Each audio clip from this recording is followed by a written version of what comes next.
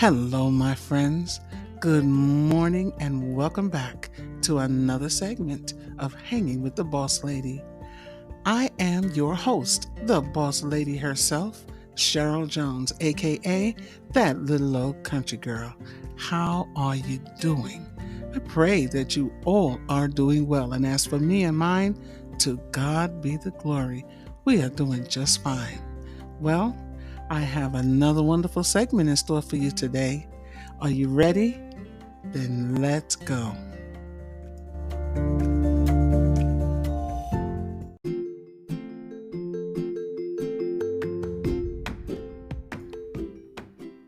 Well, here we go. I want to continue talking to you about how to handle strong willed children. I believe that this is a very, very important topic that we really need to look into and pay close attention to. Because as I was growing up, I look back and see the differences in the verbiage that is used with young people. Now, when I was growing up, it was always taught, and what we always heard was, children must be seen and not heard. That meant you did not have a voice. You did not have the opportunity to express yourself. If you tried to speak up and give your opinion, in some instances, you were literally smacked in the mouth.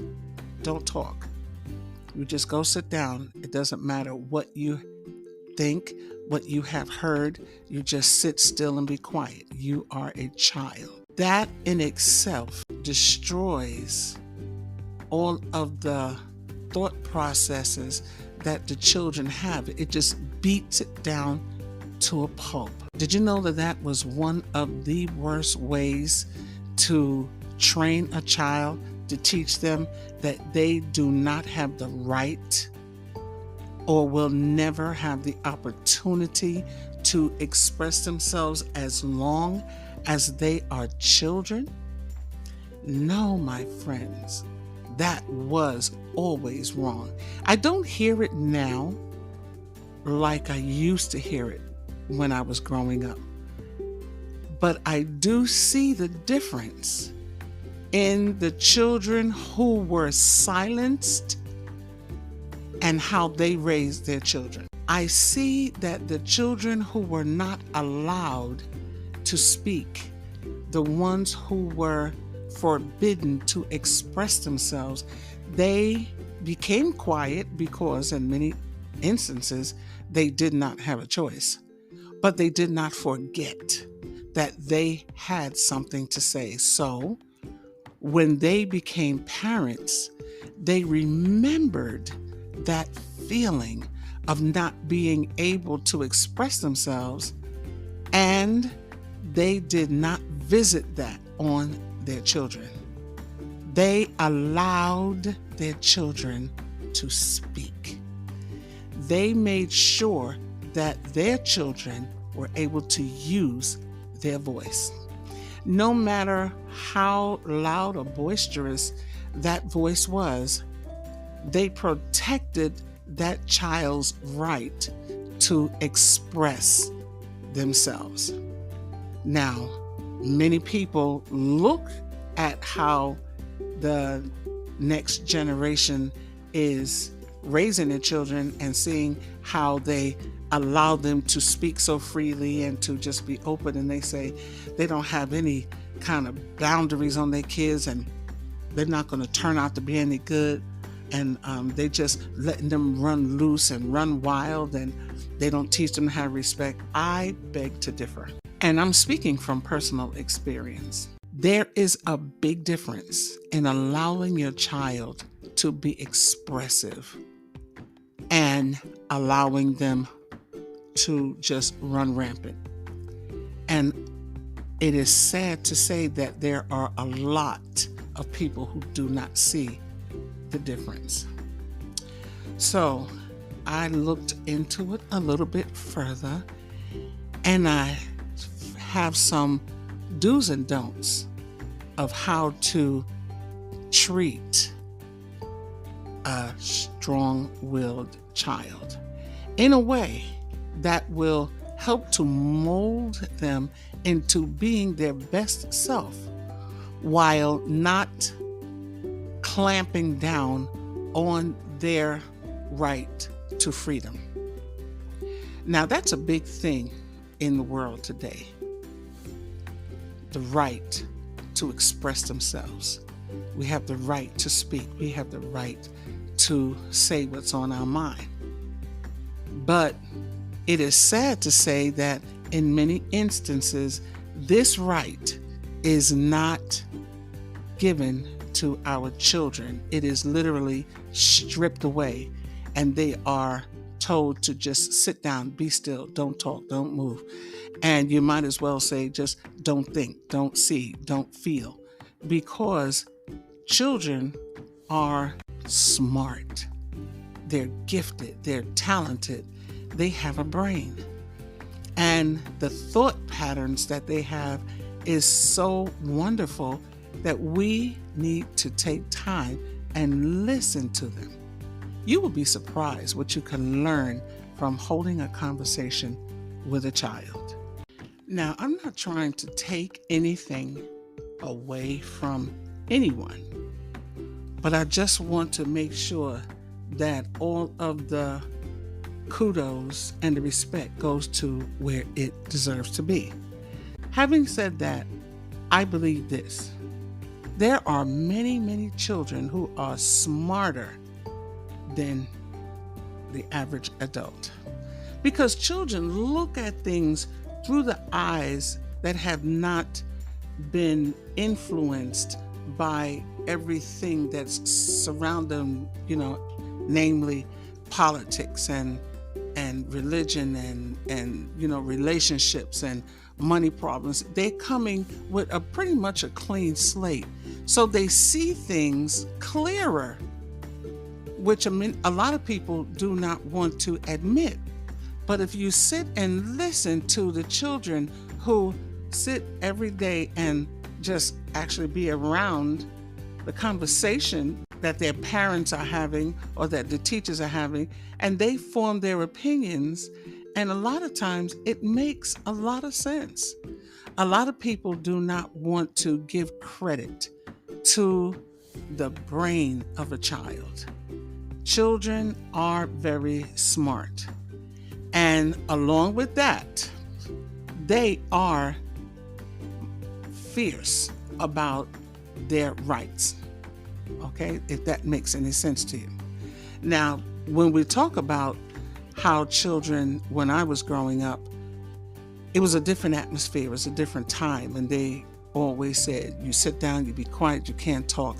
And we were forced to not talk, because if we did speak when we were not spoken to, or we did not shut up when we were told to shut up, we were punished. Not just verbally, but sometimes we get that smack on the hand or on the bottom. I told you not to talk, not to say anything, But now, today, children don't just be quiet. They have to get their thoughts out. They have to express themselves, or they will literally burst. My grandson, going back to my grandson Zane, when he wants to get his point across and you tell him, just be quiet. And he said, but, he said, no, not now. I can't talk now. But, and he just goes on. And you're either going to yell at him or you're going to say, okay, what? What is it? He has to say it. And when you let him say it, everything that was just swelling up in him deflates. And he feels better because he got his point across. That is so important for the adult world to know. All they want to do is express themselves. And we should be willing and able to allow them to do that. Now, Many people feel like you have children, there's just no place here for them. They don't really know what they're talking about. Again, I beg to differ. Children do know what they are talking about. And if many people would stop and take time and listen to them, they would see that makes a lot of sense. Okay, I understand. And the relationship that many people have with their children when they're butting heads, when you're refusing to let them express themselves and they are demanding to be heard, it makes the atmosphere volatile, where one is glaring at the other. I said you can't. Well, I want to know why not. And because I said so, but I don't care. I just want to say it. And it makes really an unnecessary battleground when all we have to do is be patient, stop for a minute, listen to them, let them express themselves. I had to learn because I grew up under very strict parenting. We were told, we were some of those children who were told, sit down, be quiet, don't talk. When we were younger and we would go to church and the parents were sitting around, the adults, were sitting around after church and maybe it was raining outside and we couldn't go outside and stretch our legs in between service, we would have to sit down, go over there and sit down. Do not get out of your seat. Do not move. Be quiet. We had to just sit there like little soldiers. Don't move. No matter what it is, no matter how boring it was, we had to sit there. And I have to tell you that there is no way my grandson Zane would be able to pull that off. He would not. He would literally just melt down into the seat. He would be up like within the first half a minute because it would be like, I gotta go to the bathroom. He would get up. Oh, he would have to tell you something that's so urgent. He just can't. He just cannot be still. So seeing this and understanding that the children of today have a more urgency to express themselves and they are refusing to be put in a corner and told to just sit, don't move, don't speak, don't think, don't talk, just don't move. They are refusing that type of behavior, and we must respect their growth. It's important. It's not taking anything away from you as an adult, as a parent, as a guardian. It's not taking anything away from you to hear them. Let them express themselves. And when they begin to speak, don't patronize them. That is the worst thing that you can do. Do not patronize your child because you know what? They understand and they rebel. And this is all about understanding and respecting the young people. They deserve respect. And I'm going to now share with you some do's and don'ts of how to handle strong-willed children. Now, the one thing I'm going to say as you look at your strong-willed child, I'm not saying that you need to allow them to take over your home. By no means. You are the parent, and it's important for you to hold your position. Because strong-willed children, if you allow them to, they will become very dominating and they will try to take over. So with that in mind, understand that there are a lot of things that we can do to make the journey with these children easier. It does not always have to be a losing battle. Compromise, number one, is the key.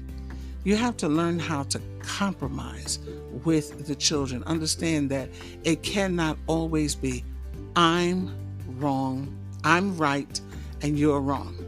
I'm big, you're little. I'm the mommy or I'm the daddy, you're the child, you just do what I say. Okay. It does not work that way.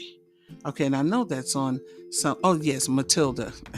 She had to deal with a very domineering parent that told her, I'm big, you're little. You're wrong and I'm right, and you just do what I say. We cannot look at life that way when it comes to our children. First of all, we love our children. We love them and we want the absolute best for them. And because you want the best for them, what you have to do is find ways to get along with them when they are not that docile child. There are some children who just go along with the flow. Okay, mommy. Okay, daddy, go along with it. And you look at them and say, oh, they're so sweet. No matter what I tell them to do, they go do it without anything. But that other one. And as soon as you say that, it starts the battle cry. So what we have to do is we have to look at ways to make sure we get along with those strong-willed children so that we don't squinch them down and we don't take away that fight. Because listen, in this world, they're going to need that fight when they get out there from under your wing. Okay. Now, I looked on a site that says Parents with Confidence, and it does have some do's and don'ts for how to parent your strong-willed child. And some of them I found very interesting, and I just want to share 3 of them with you today. Okay. Now, as I think about that strong-willed child, I think about that kid who is really a good kid. You don't have behavioral problems with them. It's just that they have their mind made up about certain things that they like and they don't like. And no matter what you say or do, they are going to do what it is that they want. For instance, you may have that child that, let's say it's a girl child, and you were so elated. Oh, my little princess, she's so sweet, she's so adorable, and you want to put her in the little ruffled socks and the little skirts with the beautiful little pink ties and the little bows and the little beads in the hair, and they're not that type of girl, and they're like, I'm not wearing that. I don't want to wear that. And you're like, what do you mean? No, I don't like beads. I don't like tights. I want to wear some pants. And you're like, no, you're not wearing that. And they're like, but why can't I? And then when you look at them, they got their arms folded and they put it on, but they're not smiling. They're not happy. They will not engage with other kids because they're not happy. And the first chance they get, they're going to sneak out those clothes that they want to wear. And when they're away from you, they're going to put those clothes on because they choose to wear what makes them comfortable, what makes them happy. And what we have to do is we have to compromise. And we have to say, okay, well, you know what? If you don't want to wear that, that's fine. Let's go shopping. Let's go find something that we both can agree on. And, most everybody likes to go shopping. And once you go, just be open to change. Understand that that beautiful, wonderful child that you have is still your child, even if they're not wearing bows and ribbons. They're still your child. So you have to learn how to compromise, okay? And that's the first thing. When you have that strong-willed child, learn how to compromise. The next thing I want to say is this.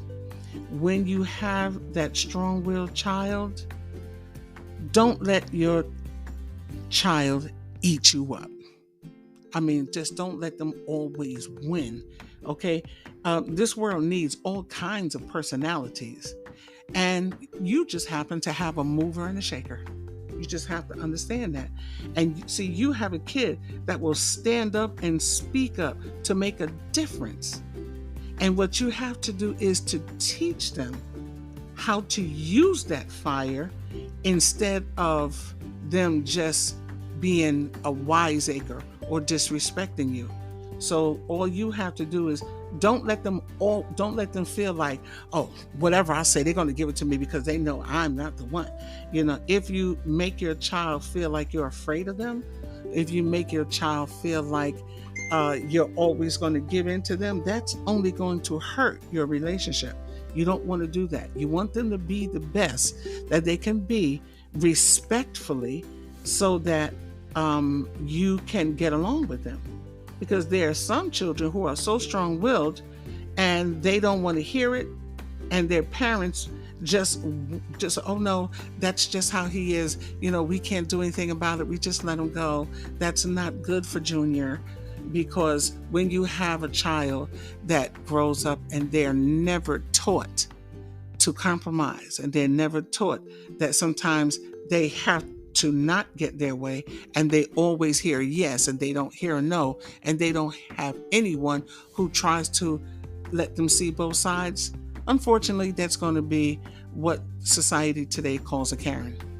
Someone who has never been told no, who feels like everything that they want, they should get it their way, whether it's right or wrong. And that is not what we want to do. So we have to learn how to embrace the strong-willed child's strength and to help mold them into being a good functioning person in society.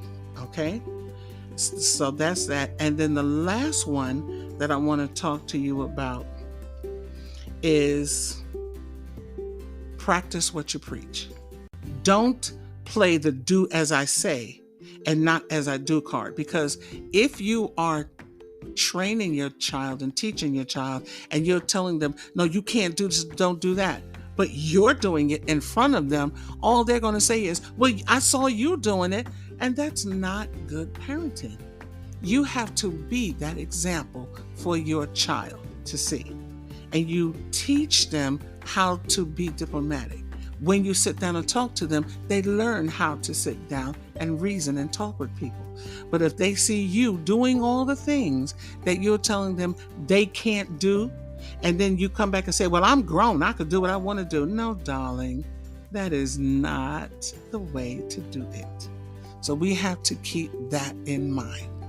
So understand that we have all these brilliant children, gifted children with strong minds, and that's something that we should be proud of, that we should be happy and excited about, and that we should help to promote and we should help to form.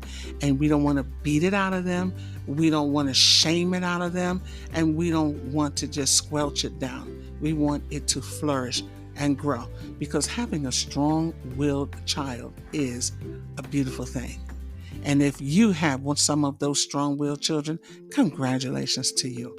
And I hope that you learn how to all work together to make that child be the best that they can be. Well, that's all I have for you today, and I hope you did enjoy this segment. And if you did, will you please leave a comment and hit that like button and share as often as you can. If you have not already done so, please subscribe, and I'm going to let you get back to your day. And until we meet again, may the Lord God bless you real good. Boss Lady out.